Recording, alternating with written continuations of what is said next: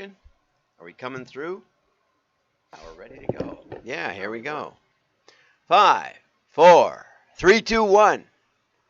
I'm John Miglosh for the Wisconsin TMA and the International Society for Strategic Marketing. Well, we got some good stuff today.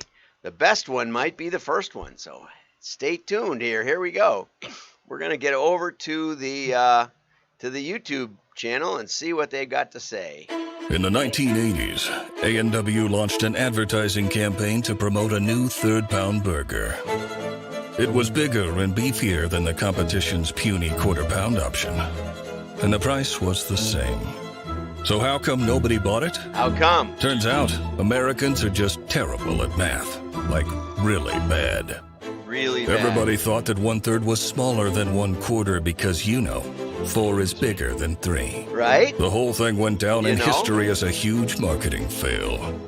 And we've spent the last 40 years crunching the numbers. 40 years. Our best mathematicians working day in and day out, trying to crack the uncrackable code, solving the insolvable equation to claw our way back from this embarrassing episode. And we've done it. Here it comes. Introducing the A&W 3 Nights Burger. It's bigger. Genius. But there's an important lesson in there. And, what YouTube is doing now is they're taking away my monetization. If I show a commercial, they'll give all the money I earn from this show to A&W. Of course, I've never made a dime or a penny on YouTube, so I don't care, but it's funny because I get those notices like every day. But isn't that something? A great book I highly recommend, Thinking Fast and Slow. It talks about how much energy it takes to do math in our brain and that we just don't want to do it. We'll avoid it at all costs, but this is a great example. That's why if you say 20% off, or you say save $20, or you say free shipping, all of those, the last two will always beat the 20% off because people don't want to think about it. They don't want to think about what is 20% off. Well, if you spend $1, it's only 20 cents. If you spend $100, it's $20. But so unless you spend $100, the $20 off would be better. But who wants to do that? I do. I always want to do that. So there's a real marketing nugget for you. When in doubt, use a straight up number. Don't use a fraction. Don't use a percent. People don't like it. They won't be thinking that deeply about your advertising. Okay, so now let's get over to dupes in Facebook. This was a better article than I expected. Duplicate profiles make Facebook's user measurement unreliable, according to Colin Kirkland. That's from Media Post just today, okay? It seems Facebook has been struggling with measurement of all kinds. There's another line in here that's really priceless. While Apple's privacy changes have rendered Facebook unable to properly gauge ad performance, a new report shows that because of individuals' creation of duplicate profiles, Facebook's reportage, I like that word, at least it turns report into a verb in an obvious way. Facebook's reportage of user count is also inaccurate.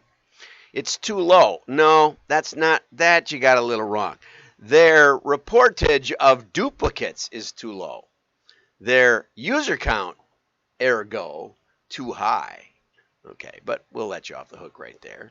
Their system, according to an internal presentation, their system for detecting double accounts tends to undercount them, meaning they're counting them as unique visitors, viewers, which ups their viewership, which ups what you pay for an ad, even though they're the same person. Now, in defense of Facebook, which I don't often do, I have to say that whether I use my duplicate account and I'm online, or I use my regular account, I don't have a duplicate account. Yes, I actually do have one somewhere. I haven't logged on in years and years, but it's out there. So I'm one of the people that's a problem. But as I said, I haven't logged in. I'm not sure I have the password anymore for it. Back in the beginning of Facebook, it didn't. I don't even think they had rules against it. You could have as many as you wanted, and we were testing an ad program that we were doing, and so it made sense to have it anyway at the time.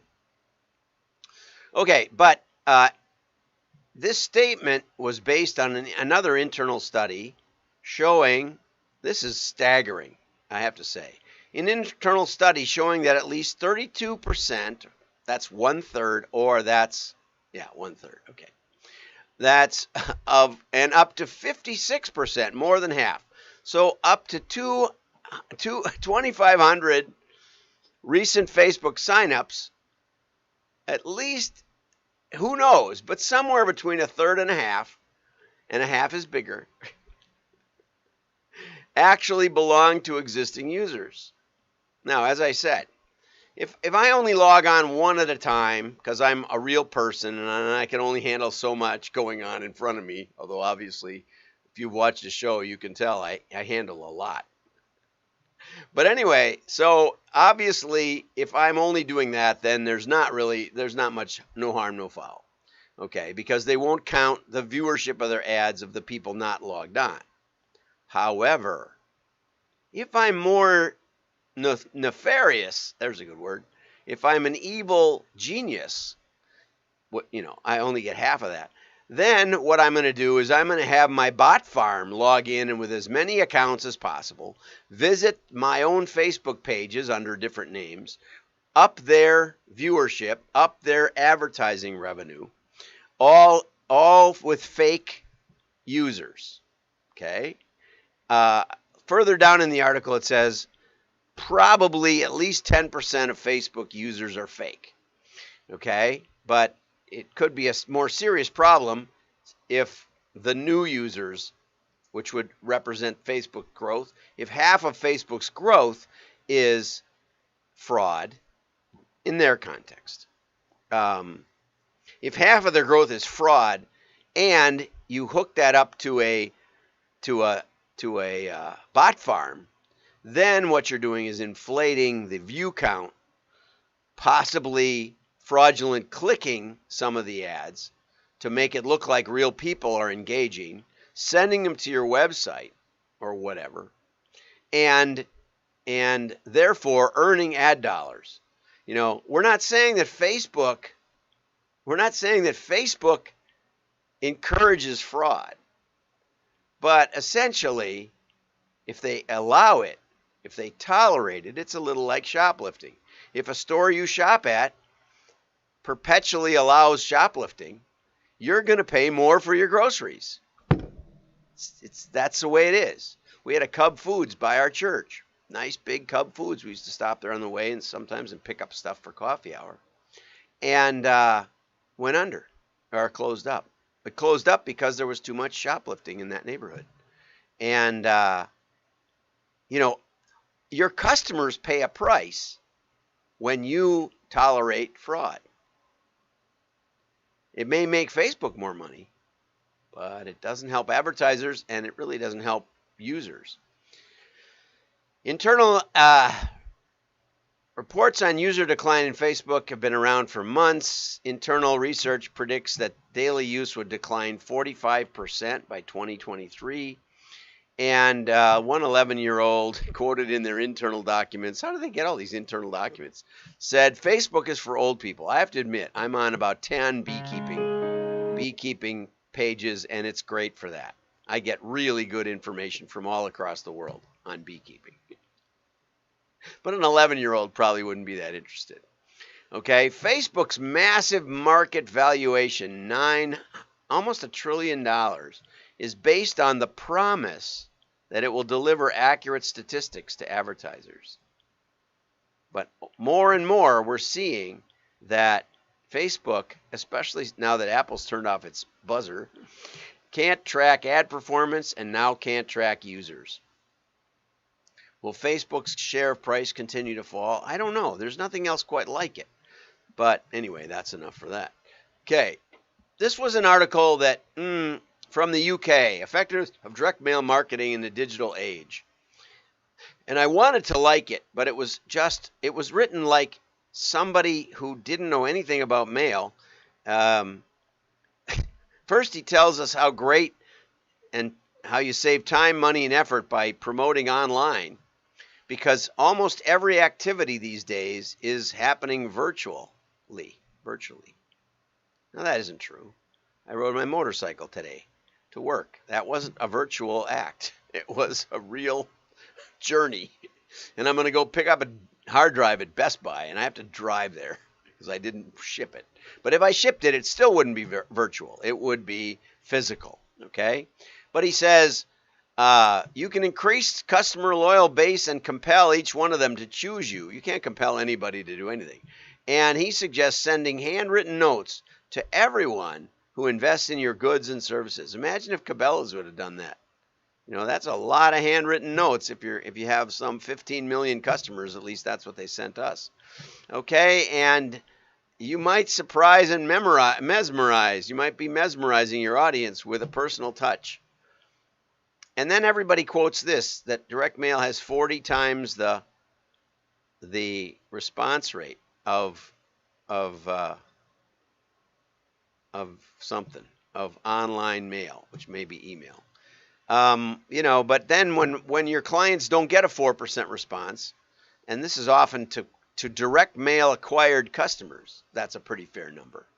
But if you take Amazon, and now they don't allow it, but when my clients took Amazon acquired customers and mailed them a catalog, the response rate wasn't anywhere near that, even though they were customers and even though they were recent. You know, people weren't buying from them, they were buying from Amazon, and the product and the merchant were not connected in the mind of the Amazon buyer. So, you know, it really depends a lot.